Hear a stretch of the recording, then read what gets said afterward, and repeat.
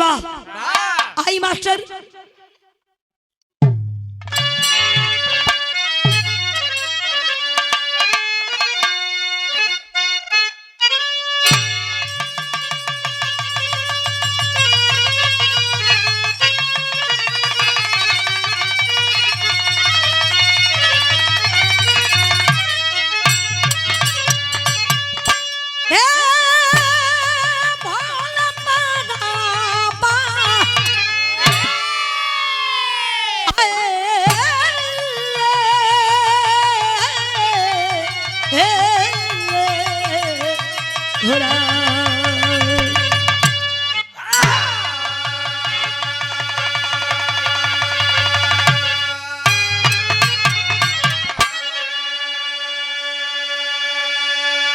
ये दुनिया में लोगन के मानसिकता, लोगन का सोच, लोगन के नियत कैसन हो गई।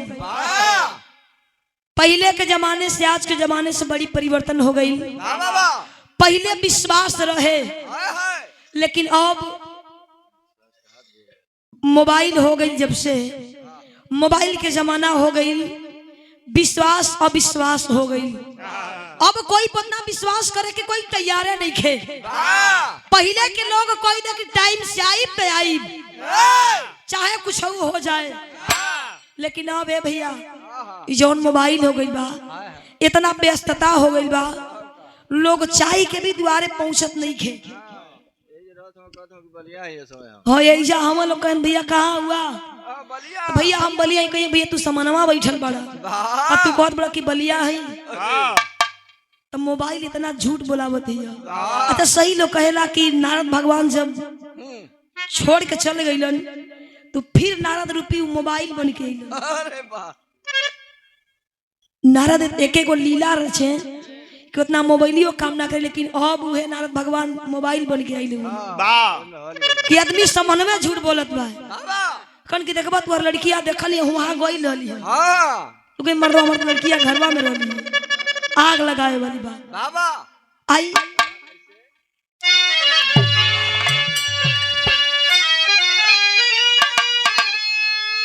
बेटी में होती है माँ ताकि साया गृहलक्ष्मी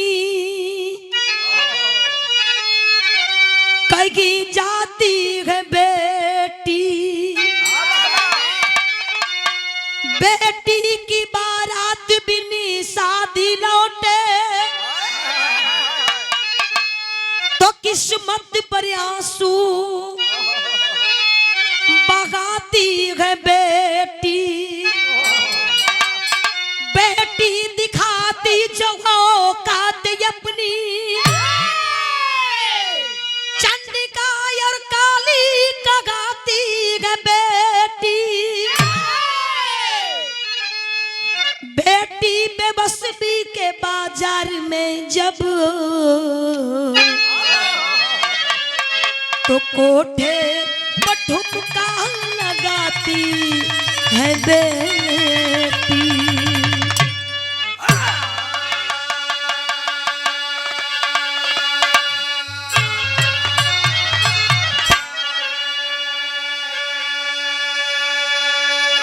बेटी बेबसी के बाजार में जब तो कोठे पर ठुमका लगाती है बेटी।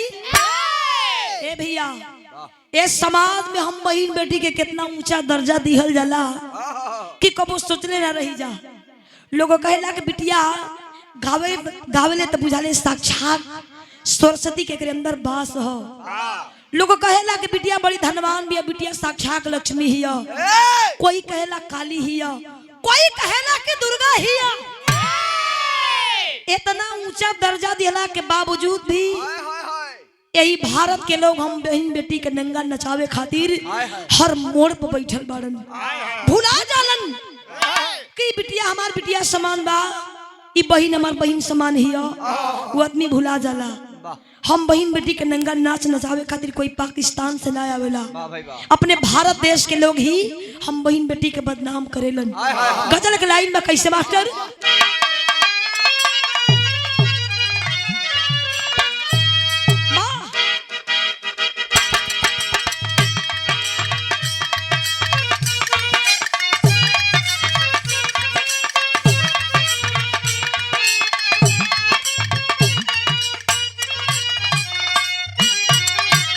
गुरुजी बड़ा दिन के बाद मुलाकात भइल, आपो के मनवा रहल कि हम मुलाकात हो जाए, हेराई ना रही, अब खोजते ना रही, अब ढूंढने के कोशिश ना करते रही, तब वो का करी यार पंच होत रहल। आपके देखी के गजल गावे के मन करत है, कैसे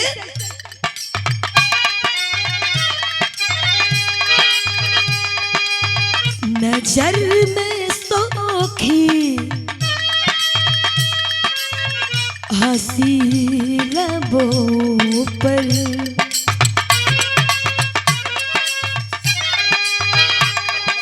नजर में सोखी हंसी लबों, अभी ये उल्फत नहीं है,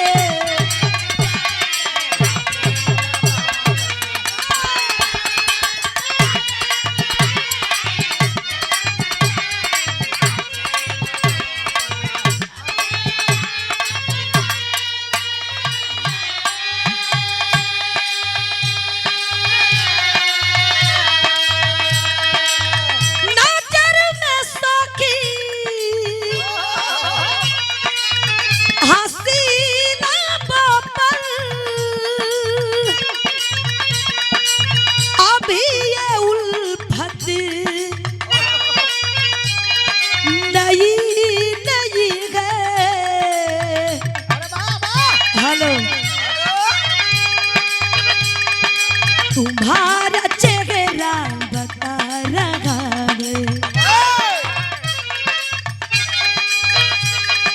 तुम्हारा चेहरा बता रहा, अभी मोहब्बत नहीं है,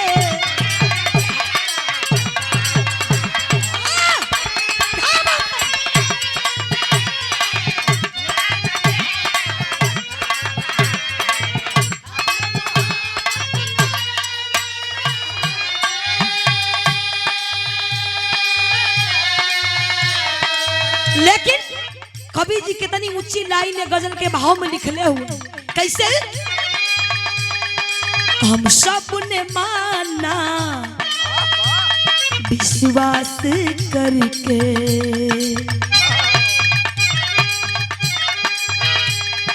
हम सब ने माना विश्वास करके, ओ तो हकीकत कहीं नहीं है,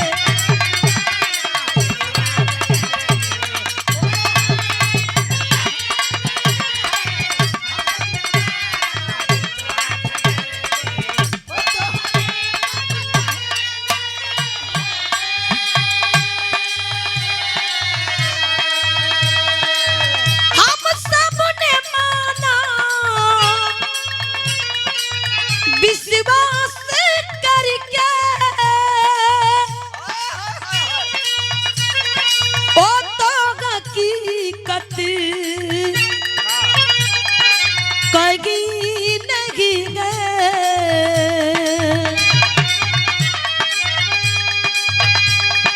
कौन गया है किसने है देखा, कौन गया है किसने है दे, नर्क और जन्नत कहीं नहीं है,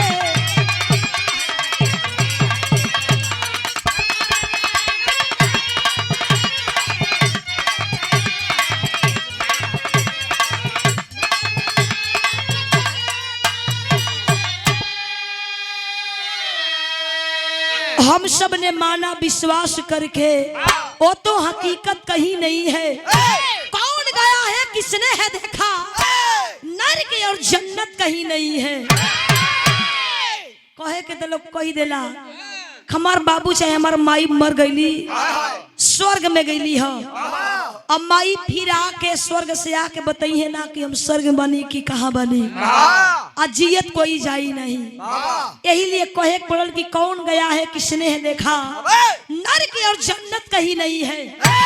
तनी कहानी पर गौर करिए, कहानी कैसन बा, कहाँ के बा, भाव कैसे मास्टर।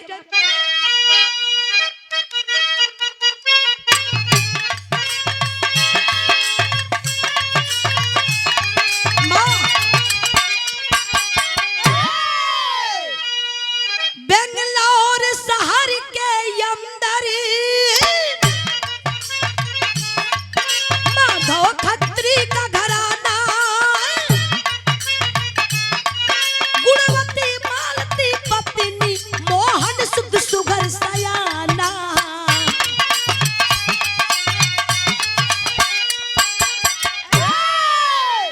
तनी गौर कर जाई भैया, कहानी कहाँ का बा। बेंगलोर शहर के अंदर एक छोटा परिवार, एक छोटा परिवार, परिवार के मुखिया जेकर नाम माधव खत्री बतावल गई, दुल्हन के नाम मालती बतावल गई। मालिक के कहीं बेटवा देले बाड़ा ने, बेटवा के नाम मोहन बतावल गई। मोहन माई बाबू के इकलौता बेटवा, एक ही सहारा बेटवा बाड़न। वही बेंगलोर शहर के अंदर एक प्राइवेट कंपनी में काम करत रहलन।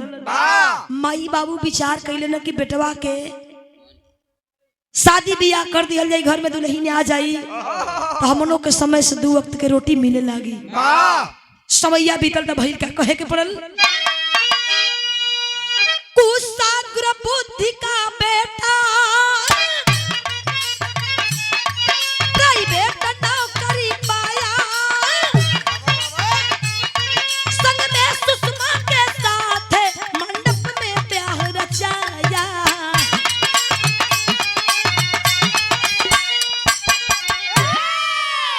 जौना दुल्हन से शादी भइल, जौना लड़की से बियाह भइल, ओ दुल्ही के नाम सुषमा बताओ। भैया भैया तुमके मना कर दीजा, बंटिया बबलिया चपल है सब मनी।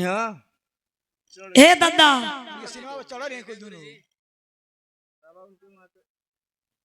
ओ दुल्हन के नाम सुषमा बतावल गई। सुषमा दुल्हन बन के घर में आई ही, खुशी खुशी जिंदगी बीते लागल। इतना खुशी बा परिवार में, इतना खुशी हो परिवार में बा। जौना कंपनी में मोहन काम करत रहलन ना, उहे कंपनी मोहन के 1 महीना के लिए मुंबई भेज दिलस। मोहन मुंबई में गईलन ह, कहाँ मन लगत बा। जेकर नई बियाह हो जाले चंदन, तो दुल्हन चल गल नहीं हर। अब चंदन से पूछन के दिल पे का बीतत बा, खाली अब चंदन ने लगा घुमा। चल के लंदन मुंबई चल गलन मोहन। दुल्हन अकेले घरे रोवत ही, फोन में बात कर, काजी रउआ मुंबई चल गई, हमें छोड़ के शादी के 15 दिन नहीं बीतल। मोहन अपने दुल्हन से कहलन, काहे रोवत बड़ी रे, हमहू या बेचैन बनी, कोनो खुशी से नहीं आई, पेटवे तक कुल करावेला। बारे मोहन अपने दुल्हन के समझावत बड़न के, सुषमा जवन 1 महीना के काम रहे ना, जवन 1 महीना के काम रहे ओके हम 15 दिन में खत्म कर देली हम। अरे पगली खुशखबरी ना सुनबी, हम छुट्टी 15 दिन बचा ले है। जानत है काहे? हमन दोनों जने इजा घूमल जाई, तो के बम्बई आवे के बा। अपने दुल्हन से कहलन, का गीत लागल, गीत कवन है?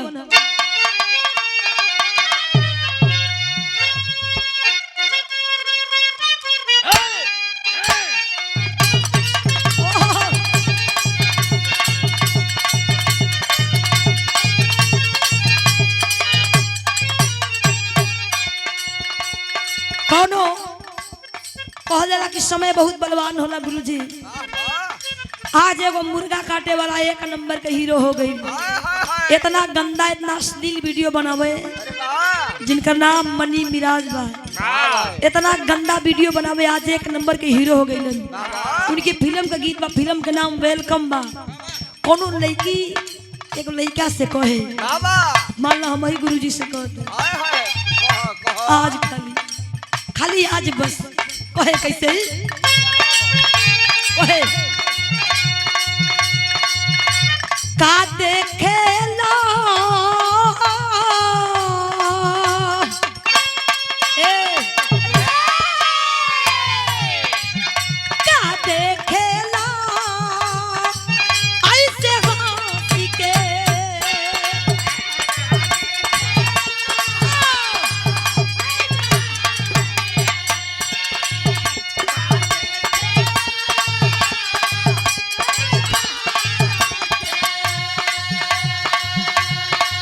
जान ले बहका कोरा में कांसी के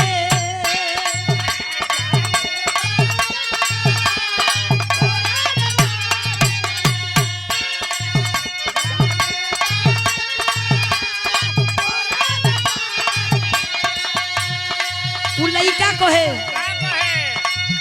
प्यार में पागल पानी पागल रागेदा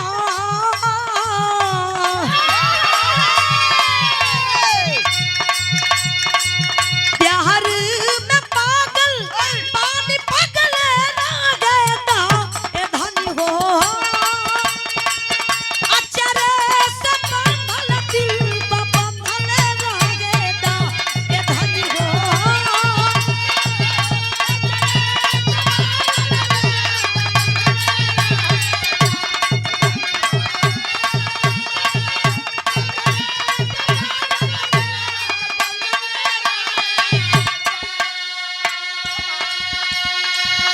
लेकिन मोहन अपने दुल्हन से कहलन ह काहे रोवत बड़ू हो काहे चिंता करेली कहलन कैसे का सोचेलू दूर रह के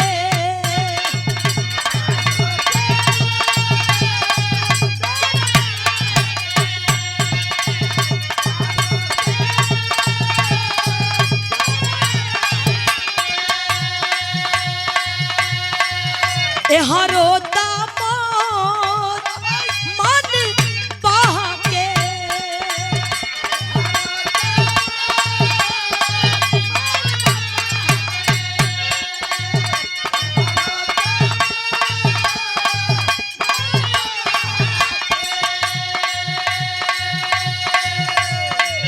भेजता निटी कटी नाड़ी नाली हो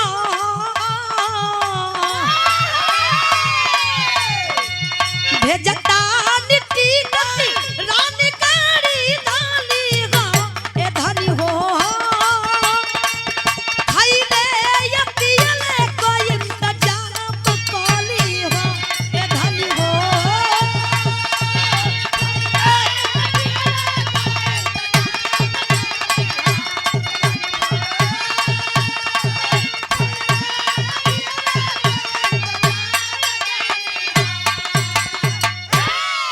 कलन के सुषमा तोरी मोबाइल पर लाइन टिकट भेज देले है जा अब देख ले बिया छोड़त भाई खत्म होता गाई से लेकर तब कहीं छोड़त है आदत करे है सुषमा से कलन की जा बाबूजी से कही दा कि तू के मुंबई जाए के बाद हम टिकट भेज देले ही सुषमा बाबूजी से जा पूछला गई सुषमा सुबह भई अपने ससुर माधव खत्री जी से कहे लगल कि बाबू आपका बेटवा हमके मुंबई बुलावत बड़न परिवार के लोग कहे लग के बिटिया जा तू हम लोगन के खुशी में हमार खुशी बा बेटा हमके कोनो आपत्ति नहीं खे सुषमा अपन रूप सजा के अपने पिया से मिले बदे तैयारी करती है जाए खातिर तेरी के भाव कैसे मास्टर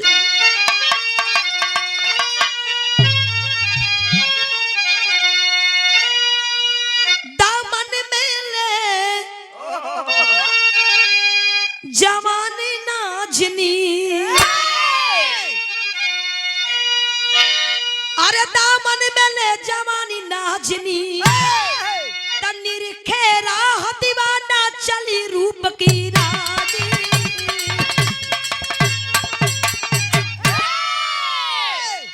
निरखे राह दीवाना चली रूप की रानी दामन में ले जवानी नाजनी माधव खत्री अपने बहू के ले जाके छोड़त बा भैया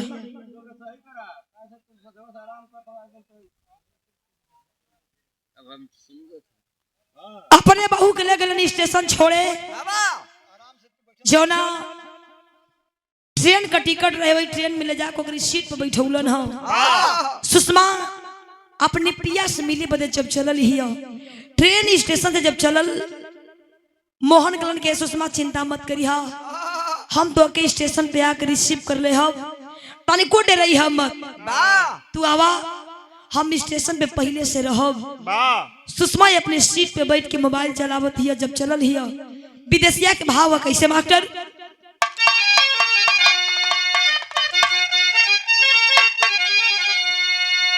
सोचली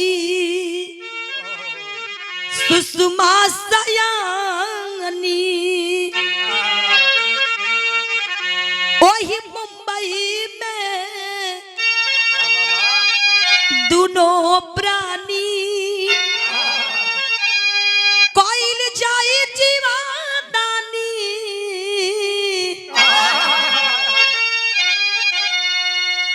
माई के दर्शनवा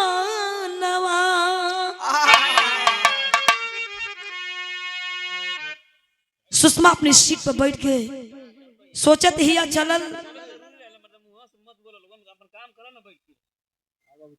वही गाड़ी में कुछ दूर गईला के बाद एक स्टेशन से एक नौजवान उसी ही गाड़ी में उसी ही बोगी में चढ़ल सामने वाली सीट पे आके बैठलन हाँ सुषमा अपन मोबाइल चलावत ही और नौजवान देखते मोहित हो गया अरे वाह कितनी खूबसूरत लड़की इसके साथ कोई है नहीं एकदम अकेली है वो अपन मोबाइल चलावत ही वो नौजवान देखत बा देखत देखत देखत कब ताकेले अब हमके देखेले वो कलश खलो कलश कहे मैडम आपको कहाँ जाना है कहाँ तक जाएंगी सुषमा बोलल हमें मुंबई तक जाना है अब बात विचार होए लागल कैलाश का कहे के पड़ल होवे लागल बात फिर विश्वास घात भइल बेहोशी के दवाई पिलाया बेईमानवा सुषमा पे एकदम फिदा हो गया वो नौजवान और इधर मोहन अपने मोबाइल में ट्रेन की लोकेशन देखा था कि ट्रेन अब कहाँ तक आई क्यों ना स्टेशन तक आई लिया वो नौजवान सुषमा के कई बार चाय पिलाया आखिरी बार सुषमा को चाय पिलाया वो व्यक्ति सुषमा उसके विश्वास पर चाय पी करके सो गई उसको ये पता चल गया सुषमा कोई मेरा भाई जैसा है मेरे साथ कोई नहीं है लेकिन भाई का सहारा है ये मेरा साथ देगा वो भैया जैसे अपन फर्ज निभावे भाई बन के ही फर्ज अपन अदा करे जब जान गई कि लड़की बेहोश हो गई तो नौजवान कैलाश का गणतव्य स्टेशन से अरे पहले उतारी दिहलस कोई टैक्सी वाला से हाई बीमार मोर जनवा एक टैक्सी बुक किया समझ गया कि लड़की बेहोश हो गई है लेकर के बेहोशी हालत में उतर गया और टैक्सी वाले से कहा कि मेरी धर्म पत्नी है इसका तबीयत ठीक नहीं इसका इलाज कराना है वो पपिया वो बेईमान सुषमा के लेके कहा गई बा और इधर बेसब्री से इंतजार मोहन वही स्टेशन पे करत बा कि अपने दुल्हन के कितना दिन के बाद हम देखे जात बानी अब ट्रेन नजदीक आ गई बा मगर सुषमा अब हमारे करीब आ गई है वो पपिया कहाँ लेके गई बा गीत लगल गीत के भाव बढ़िया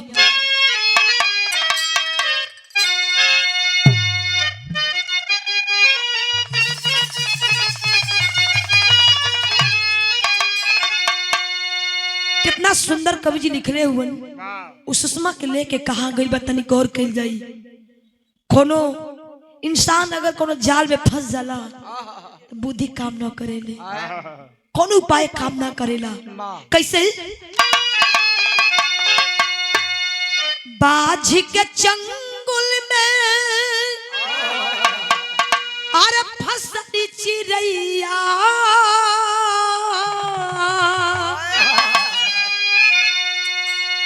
बाज के चंगुल में फसली चिड़ैया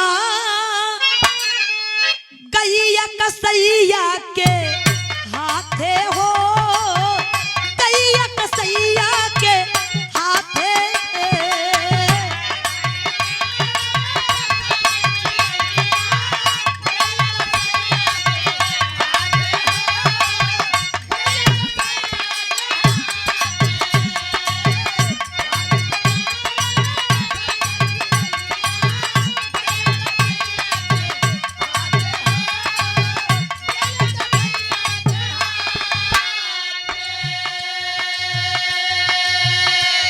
सुषमा बड़ी सुंदर न रहे, सुषमा के एकदम चेहरा पर फिदा हो गई रहे। लेके गई कहा, क्यों ना हालत में लेके गई बा, कहा लेके गई?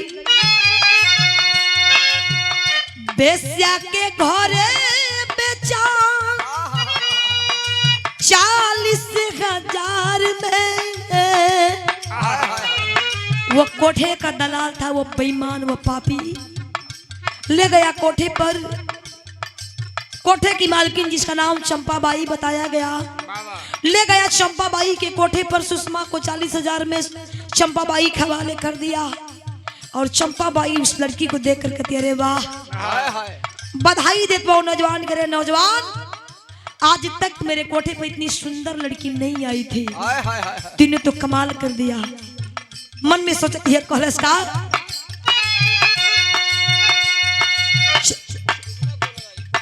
सुषमा को लगाई चंपा देह के व्यापार में।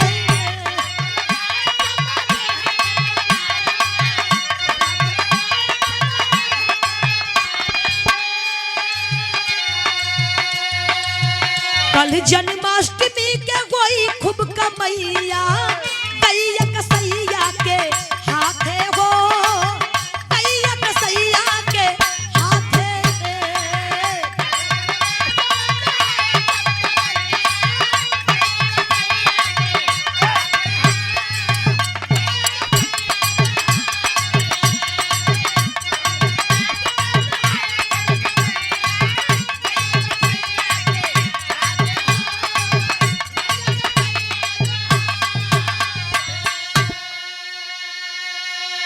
चंपाबाई के कोठे पर सुषमा बेहोशी हालत में पड़ी है।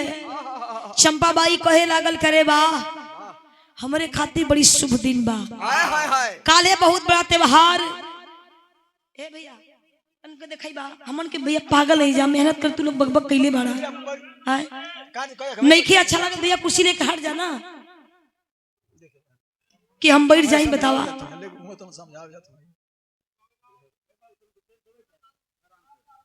वो चंपाबाई सुषमा को देख करके कहती है कि कल बहुत बड़ा त्योहार है, श्री कृष्ण जन्माष्टमी, और हर साल मेरे कोठे पर मेरा पुराना ग्राहक आता है, सिर्फ एक दिन के लिए आता है। श्री कृष्ण जन्माष्टमी के दिन आता है और हर साल नई लड़की से मुलाकात करता है। कल मेरे कोठे पर कमाल हो जाएगा।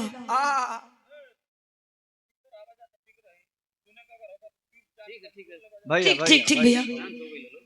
सुषमा वही कोठे पर बेहोश पड़ल बा। उतने देर में सुषमा को होश आई। चंपाबाई से कह लगल कि माँ, अरे मैं तो ट्रेन में थी, मुझे कौन लेकर गया माँ, मुझे तो कुछ पता ही नहीं चला। माँ मैं कब यहाँ आ गई, मुझे थोड़ा भी नहीं पता चला। चंपा कहती, अरे वाह, ये लड़की जितनी सुंदर है उतनी ही प्यारी इसकी बोली है लड़की, तुम्हारा नाम क्या है? कलश माँ मैं बता दूंगी, लेकिन तू बता मैं कहाँ आई हूँ माँ, और मेरा मोबाइल कहाँ है? मेरे पास मेरा मोबाइल नहीं है माँ। चंपाबाई कहती है, जानना चाहते तू कहाँ आई है? तू कोठे पर आई है और यही तेरा घर है, यही तेरा जिंदगी है। सुषमा टूट गई हो भैया। चंपाबाई के पैरवा पकड़ के रोत बकलस, माँ मैं उस खानदान की बेटी नहीं हूँ जो तू समझ रही है, मुझे जाने दे माँ, मत जाने देना, लेकिन एक बार मुझे मेरे पति से बात करवा दे। मैं नंबर दे रही हूँ माँ। रोत ही है सुषमा पैरवा पकड़ के, लेकिन चंपाबाई कहती है, का कहे मास्टर? गीत लगल।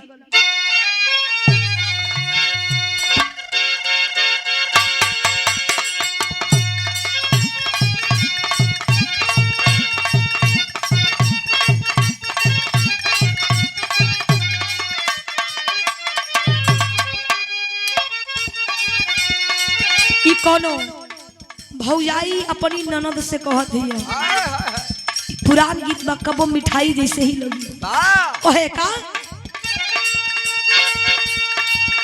अंगूरी में डसले पिया नगनिया हो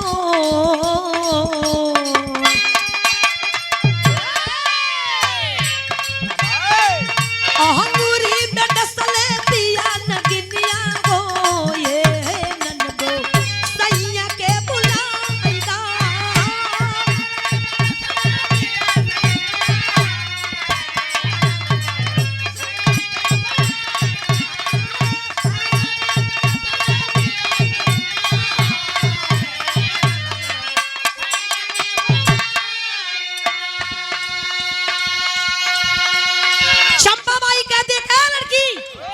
सुन एक काम तुम्हें करना है जा हाथ मुंह धो ले तैयार हो जा खाना खा ले और कल के लिए तैयार हो जा कल मेरा ग्राहक आएगा और समझ यही तेरा घर यही तेरा जिंदगी है कल मेरा ग्राहक आएगा उसे तुम खुश कर देना तुम्हें भी बहुत पैसा देगा हमें भी बहुत पैसा देगा चंपा बाई कहती है का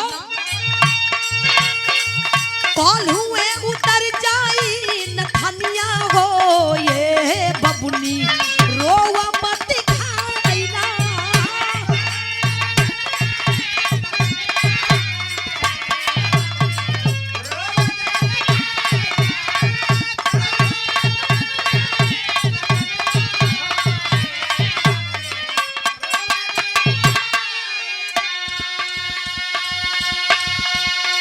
सुषमा रोवत बा लेकिन चंपा बाई के दिल में कोनो दया नाम के चीज नहीं खे कहती है का रोवा मत खालया बनी रूपवा सजाइना घायल होई नोखे के जवनिया हो ये बबुनी रोवा मत खाइना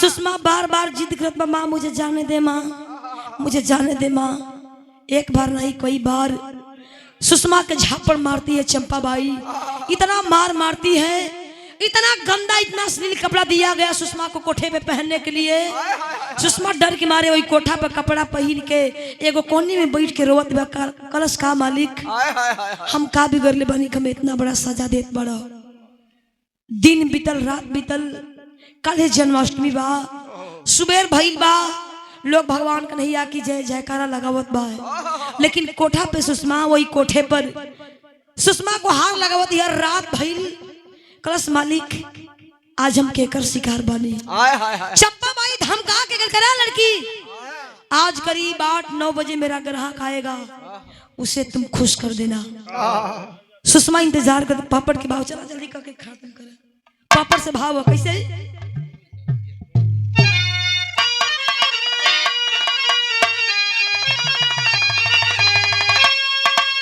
श्री कृष्ण जन्माष्टमी के रतिया मतिया मारल बा हवस पुजारी पहुंचा ले दौलतिया मतिया मारल बा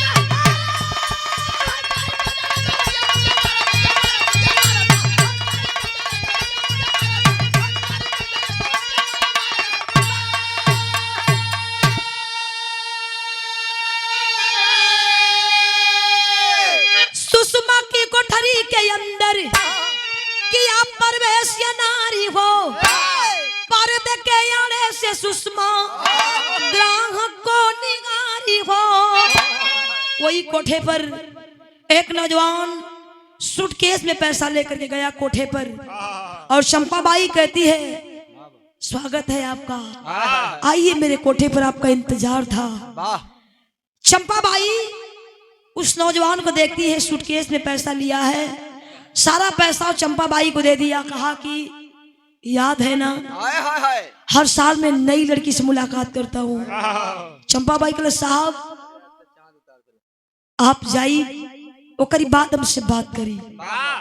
ओ नौजवान के इशारा कैलस वही सुषमा के रूम के तरफ। वो नौजवान एकदम मगन होकर मुस्कुरा एकदम मिजाज में चलल है। कोई कोठा पर सीढ़ी से चढ़ के जब सुषमा के रूम में गई, देखत बा के लड़की कोने में बैठी है। जा करके बेड पर बैठ गए, अंदर से दरवाजा बंद कर लिया, बेड पर बैठा है और कहा कह रानी तू नीचे बैठी है, अच्छा नहीं लग रहा है। तुम्हें नहीं पता है आज तुम्हारे साथ रात बिताने के लिए मैं कितना पैसा दिया हूँ। हमें भी नहीं पता है किस खुशी में आज इस पल का इंतजार था। और जाओ तुम्हें कितना पैसा चाहिए मैं तुम्हें पैसा दूंगा। आज आप बेड पर बैठ जाओ। हिलावत में मुड़ी क्लास के ना हो साहब, इतना बड़ा अन्याय मेरे साथ मत करो साहब। वही घूंघट में से निहारत हिया। और नौजवान सुषमा देख नहीं पा रहा था, लेकिन सुषमा देखा थी चेहरा के। पैर पकड़लस, कलश के सुन, रो मत, जिद मत कर, जितना तुमसे कहा जाए उतना तू काम कर। सुषमा पैरवा पकड़ के बात कहती है अल्लाह के लाइन में। कैसे?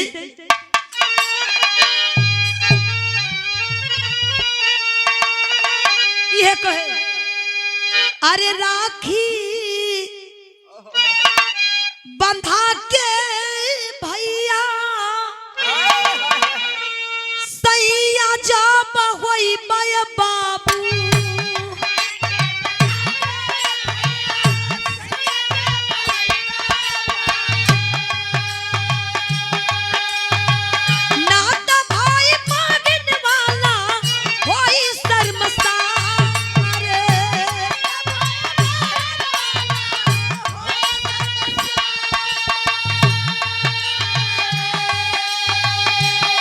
सुषमा कलश के साहब आप जौन कहत बानी मुहे करबो साहब, लेकिन आज एगो पवित्र रिश्ता पर दागी लग जाई हो साहब। हमार का नसीब बा, का हमार जिंदगी बा कि जौना के अपने गोदी में खिला के हम ही नाम देली, हम ही नाम रखली प्यार से राकेश। हाथ में राखी बंधली, लेकिन ई कबो ना उम्मीद करेली हमार भाई आज एक कोठा पर मेरी खातिर रात बितावे खातिर पैसा दे। कलश क्या लड़की क्या बकवास कर रही है तू? मेरा नाम तो राकेश है और मेरा मूड खराब मत कर।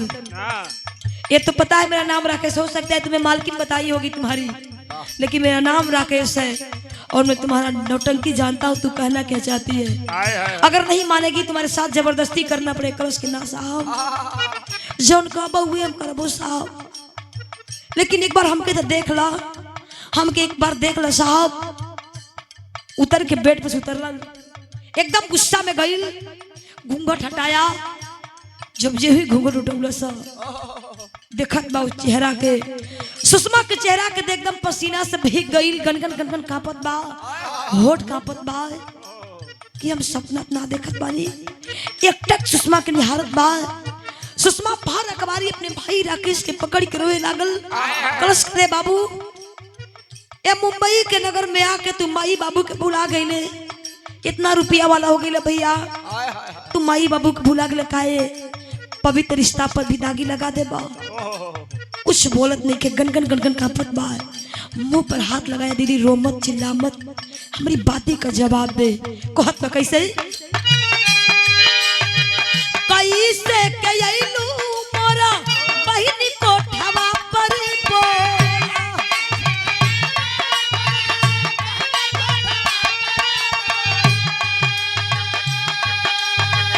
रोई के मतवली सुषमा सारी जहार। कल से बाबू का बताई, हम अपन बीती दिवस से का बताई हो भैया। हमार बियाह हो गई, शादी में ना गए, बड़ी इंतजार कैली जा। हमार बाबू मुंबई से आई, लेकिन बाबू तो कोनो मन के पते ना रहे, न तू फोन करो, न चिट्ठी भेजा, न कोई हाल चल रहा, हमन कहा जानी जा भैया। लेकिन आज तू से मिलबो करी तो इतना ऐसा जगह पर मिलनी तो हम कुछ कही भी ना सकत बानी। कस दीदी बता तू कैसे कोठा पर अली ह? उहे ट्रेन वाली बात बतावे लागल के बाबू तू हर जीजा यही मुंबई में रहेलन जेकर नाम मोहन बा। हम मुंबई जात रही, टिकट भेजले रहलन, हम मुंबई जात रही।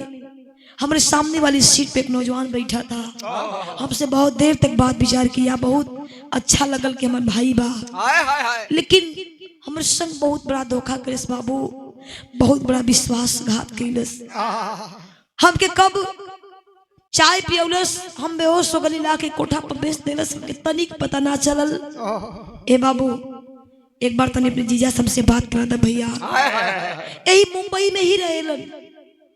मोहन के पास राकेश सुषमा से नंबर लेके फोन लगौलन हो। सुषमा खाली एक ही बार हेलो बोलस। राकेश का नमस्कार एक पापिन, तो हमसे बात करे लायक बड़ी, तू तो हमें धोखा दे के दूसरा के संग भाग गईली। हम कसम खा लेनी कि मर जाब, लेकिन माई बाबू के मुंह देखावे नहीं जाई। गांव नगर के लोग कही कि सरवा के देख लो, ई ऐसन बा, एकर मेहरा दूसरा के संग भाग गई। राकेश फोन ले लिया, कलश की जीजा हम आके बतावत मानी हमार दीदी कहाँ है, कैसे बा। राकेश सब जाए लागल। सुषमा कलश की बाबू हमें कुछ मत दिया, लेकिन भैया हमके कोठा से बाहर निकाल दिया। राकेश भाग के गईलन कहा मोहन के पास। मोहन सारी बात पहले से कंप्लेन कैले रहलन थाने में। दरोगा जी हमार औरत हमसे मिले मुंबई आवत रहे, न जाने कहाँ चल गई। हम कंप्लेन तो पहले से कैले ही रहली। मोहन फिर गलन थाने पर, कल की साहब हमार पत्नी कहाँ बा, हमके मालूम बस साहब चली। दरोगा जी अपन दल बोले कोई कोठा बोले, जब कोठा पे छापा पड़ल भगदड़ मच गई, लोग इधर उधर भागे लागल।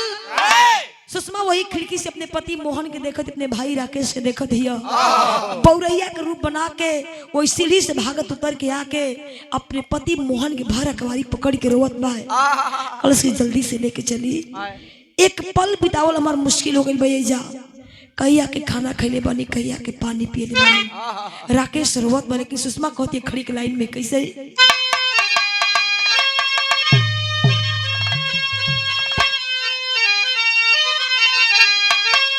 बनी जमाना दुश्मन फिर भी वही ना पतन,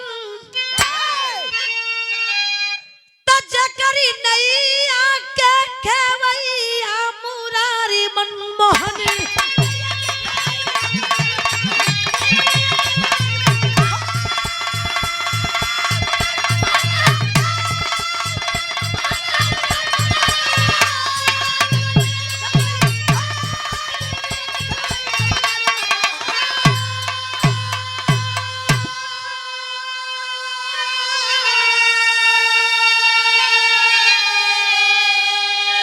सुषमा कह लगल करे बाबू काहे रोवत बड़ो, यही खातिर ना जमाने के लोग तो के ताना दे ना, कबो न ताना दे।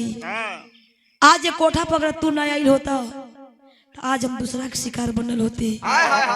ओके भी राकेश के भी गलती के एहसास हो गई कि अब आज के बाद एक कोठे पर फिर दोबारा ना आई। कहा जाला कि जहाँ विश्वास बा वही विश्वासघात बा। आखिरी भाव कहे कैसे, हरि अनंत हरि कथा अनंता कह गए गुरु बिहारी। कभी जाने अपने कलम से सींचे अरे कविता की फुलवारी, दामन में ले जवानी नाजनी, सरोज रामा कभी लिखते गए दामन में ले जवानी नाजनी, सरोज रामा कभी लिखते गए करुण